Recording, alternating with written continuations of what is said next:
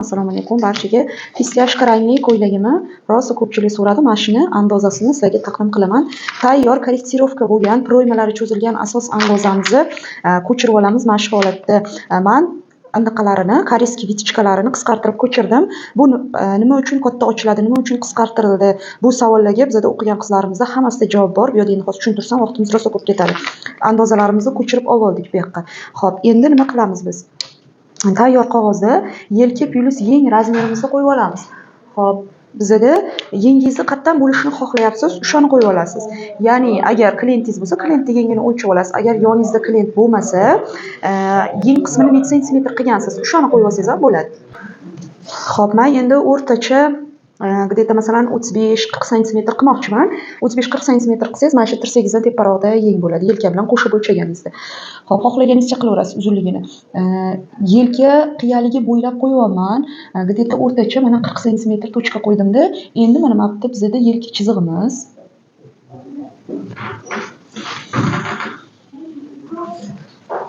Mana bu yelka chizig'imiz bizda. Endi mana shu yerda qiyalik qo'yishimiz kerak biz. Qiyaligimiz bo'ladi 6 sm dan 10 sm gacha bo'lishi mumkin. Qiyalikni kamroq qo'ysangiz, mana bu qo'ltiq tagidagi ob'yom ko'proq bo'ladi. Qiyalikni ko'p qo'ysangiz, qo'ltiq tagidagi ob'yom kamroq bo'ladi. Endi men o'rtacha mana yeng belgilagan nuqtamdan где-то 9 sm belgiladim. Mana 9 sm belgilab, yeng uzunligini mana shu yergacha olib kelaman. 40 sm qilaman yeng uzunligini. Endi mana e'tibor qiling, yelka chizig'ingizga, yelka qiyaligiga e'tibor bermaysiz. Tepada ham kelishi mumkin, yelkani kesib ham o'tib ketishi mumkin. Mana shu holatda qo'yib oldik. Yeng uzunligini 40 sm qilib qo'yib oldik. Men bu yerga yozib ketaman. Yelka plus yeng. Endi mana bu yerda yengda pastidagi kengligini qo'yib olishimiz kerak. Pastidagi kengligingiz ham xohishingizga qarab. Xohlasangiz o'lchab turib qo'ying. Burmali ko'p bo'lishini xohlasangiz ko'proq qo'ying. U xohishingizga qarab qo'yib ketaverasiz. Yeng qismini 1 sm, 2 sm ga ichkariga qiya holatda qo'yaman, chunki osilib qolmasligi uchun qo'ltiqdagi. 1 sm dan даже 3 sm gacha qiyalik qo'ysangiz bo'ladi. Hop, men o'rtacha mana 20 sm qo'ydim qiyalikni. Mana shu yerdagi masofa 20 sm bo'ldi. Endi yengni qo'yib oldik. Endi oldi qismi bilan ishlaymiz. Oldi qismida 2 ko'krak oralig'imiz bor bizda. 2 ko'krak oralig'imiz 17-18 har xil chiqadi. Bu endi bizda 44-razmerda andozasi edi. Hozir shogirdim ko'chirib tayyor qilib qo'ydilar-da buni. 44-razmer ekan. Hop, 44-razmerda andozasida ko'krak oralig'i 16 bo'ladi ko'p hollarda. 2 dan biri 8 sm. Mana 8 sm da qo'yib oldimda, pastgacha chizaman. 8 sm holatda ko'krak oralig'ini qo'yib oldik. Endi qarang, chok bor, ikkita mana bu yengdan yelkadan o'tib kelgan chok bor. Chok ko'kragingizni ustidan o'tishini xohlasangiz, mana shu chizig'ida qo'yasiz. Agar yo'q, ko'krakni ustidan o'tmasin, chok ko'krakdan orqaroqqa ketsin deydigan bo'lsangiz, orqaroqda belgilaysiz. Endi yelka qismimizni 3 ga bo'lamiz.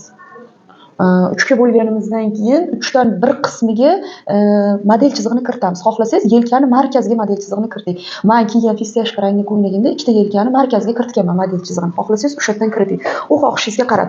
Ko'krak uchimdan где-то 2-3 sm orqaga qaytib turib model chizig'ini kiritganman. Hop, buni belgiladik. Endi mana bu yengingizni pastki qismi qayergacha tushishini xohlayapsiz? Chokimda qo'ltiq tagidan aylanib chok kelgan-ku.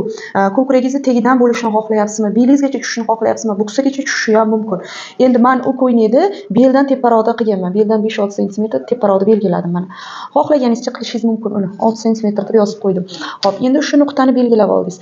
Endi yelka chizig'ingizdan kelganda model chizig'imiz tekis holatda kelmaydi. Tekis holatda kelsa xunuk bo'lib qoladi. Salgina mana bu kasoyroq holatda kelsa, formaliroq bo'lib, chiroyli holatda turadi. Endi mana qarang, mana bu beldan 6 sm chiqqan liniyamizni yengil holatda chizib qo'ydim. Endi mana yelkamizni markazini belgiladimda, ko'krak uchidan 2-3 sm orqaga qaytib mana lineykamni kasoy holatda joylashtiryapman. Mana shu holatda joylashtirib, bu liniyaga olib kelaman. Mana bu 6 sm chiqqan liniyamizga yengil chizyapman mana. Bosib chizganim yo'q, chunki hali asosiy chiziq emasdi bu bizda. Mana bu holatda olib keldim.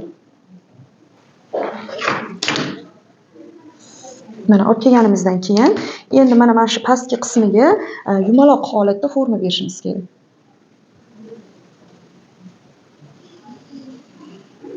Mana aylana holatda forma berdik. Endi mana shu bizda asosiy model chizig'imiz bo'ldi.